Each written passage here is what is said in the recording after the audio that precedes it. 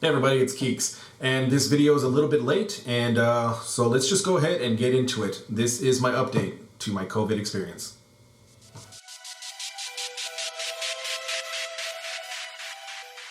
Okay, to start off with, it is December 20th, 2020, and this is the update to my initial video of being isolated here in the hotel for COVID.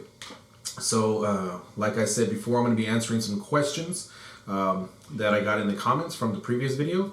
Just want to give a little update on why this video is so late.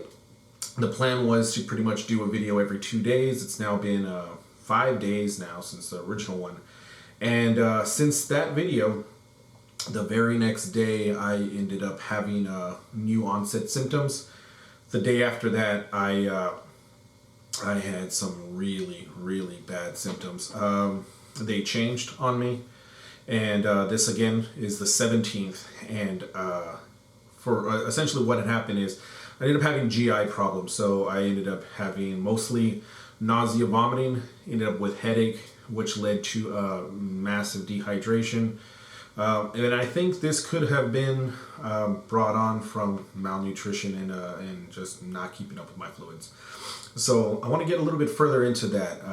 Going into it, like I stated before on the video, is symptoms were pretty good. I initially, when I first had it, cough, fever, all that kind of thing, kind of subsided over about a day or two, and I was taking, just ibuprofen, Tylenol, just to keep everything under control.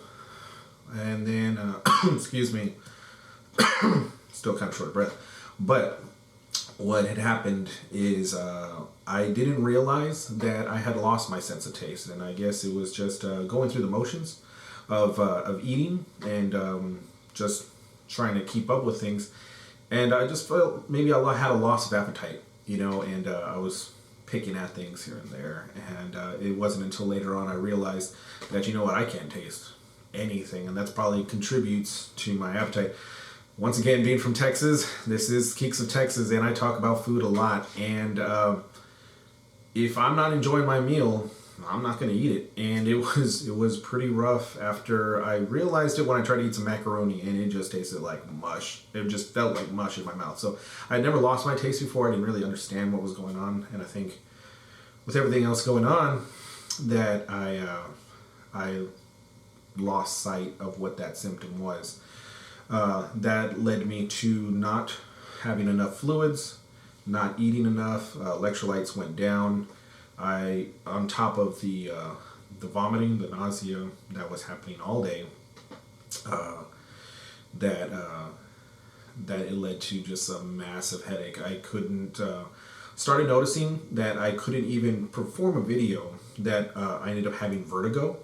Vertigo was horrible. I couldn't focus on my laptop, couldn't focus even on my phone, TV, and pretty much anything I was doing, I was just in bed. I was kind of like just curled up, and it was bad. I just tried to sleep everything off for the next few days.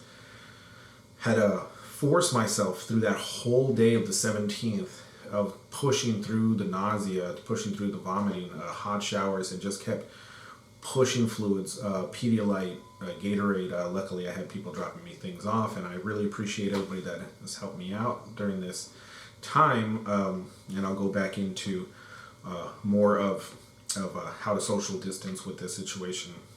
But definitely, just as much as I was nauseous, had to keep putting stuff back in. And it wasn't until that night that I was able to tolerate something, and it still took me onto the 18th and the 19th before I actually felt like I could keep things down regularly without it being a struggle. So that leads me to today, the 20th, and right now I am feeling pretty good. My cough has gotten a little bit more persistent, so deep breathing exercises have gotten a little tougher, but still continuing to do that. But I have not had a fever in days, and luckily I have not needed to take any ibuprofen or Tylenol since then. Okay, so with all of that backstory, it was quite a bit. Let's get into some of the comments that y'all left, and let's answer them. So the very first comment I got was from Toji. I hope I'm saying that right. So it says, did I catch it through a coworker or if it was maybe one of my patients? Now, honestly, I can't say for sure where I caught it. It had to be somewhere from work, I'm guessing, in that time frame.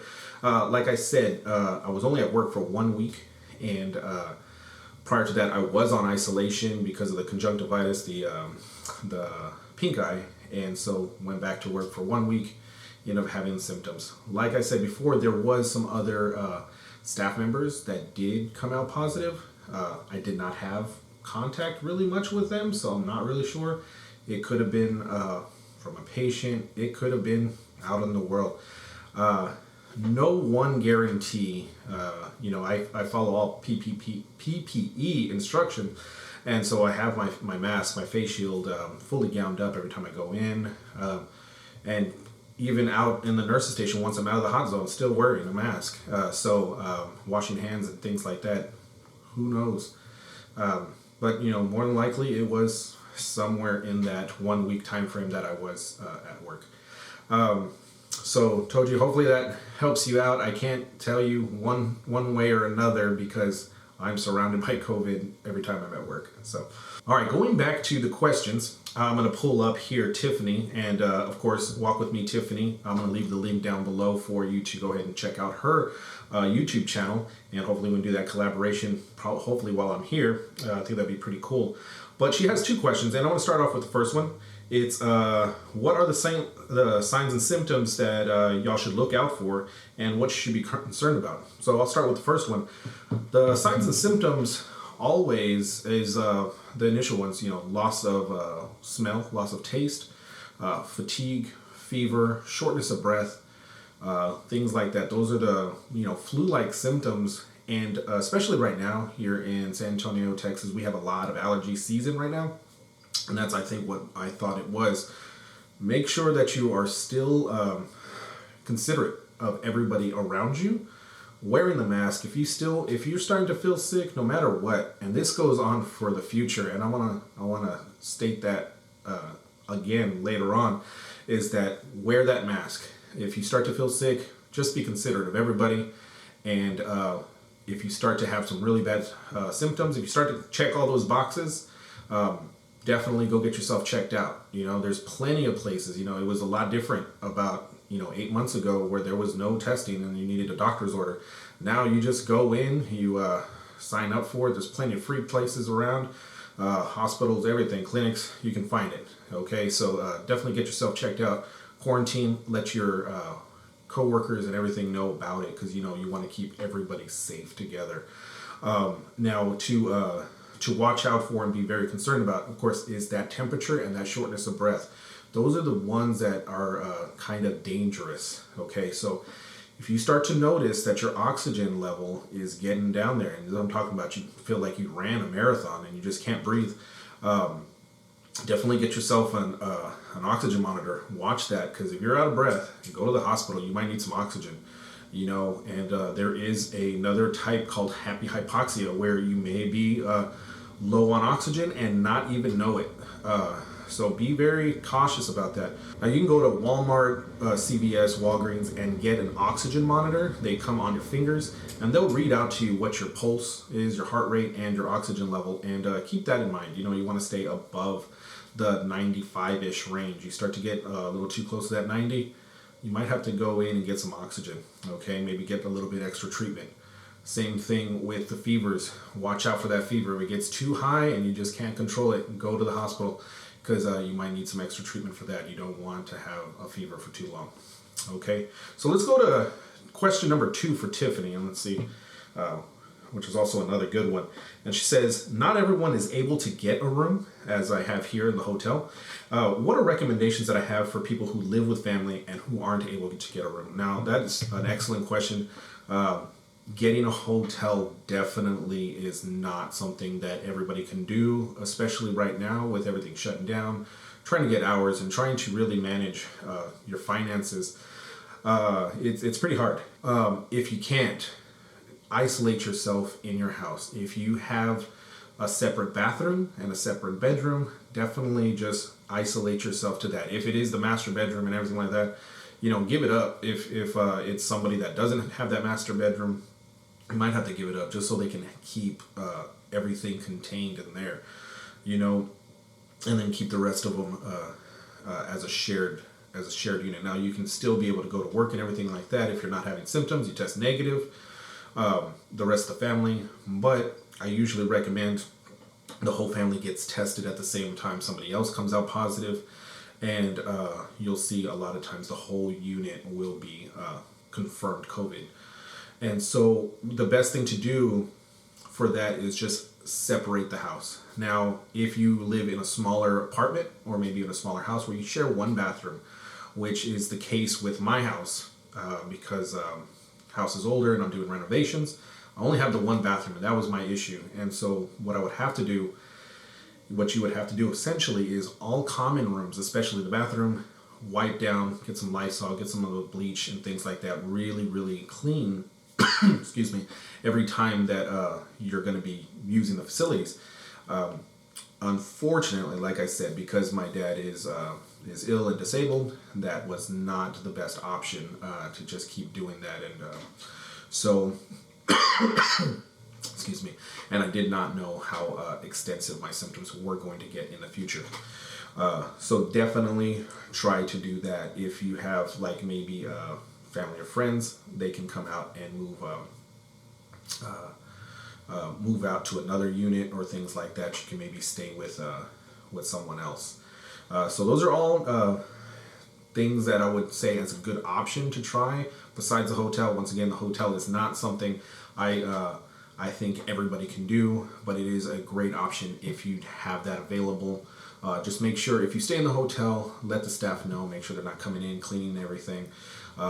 You're going to be here, you're going to hunker down for the whole time of isolation. All right, so the third and last question that I'm going to answer for this video is actually a nursing question, and I'll probably address this more in detail on my nursing channel. Once again, that is Facts of Nursing. And that question is, what did I learn from personally having COVID that will help me as a nurse in the future? And I thought about this one quite a bit, and what it comes down to is the empathy that I'm going to have with my patients. I've been a COVID nurse, I get from the spring, and the big issue is I had a lot of sympathy, but that can only get you so far. When you've actually been here, you understand what it's like to be short of breath. You understand what it's like to have to go through the motions. You understand what the psychological issues are when it comes to being isolated. Those kind of things is something that I'm going to be able to take into the future with my patients, and I think that is going to be a huge help for them. And so I look forward to really bringing my heart into patient care with empathy. So I know this video is running kind of long, and so I want to go ahead and end it with that recommendation. Once again, if y'all have any questions or any comments that y'all want to leave, go ahead and leave that down below. I will answer them on the next video. Don't forget to like and subscribe. And I appreciate y'all guys. Stay healthy and God bless.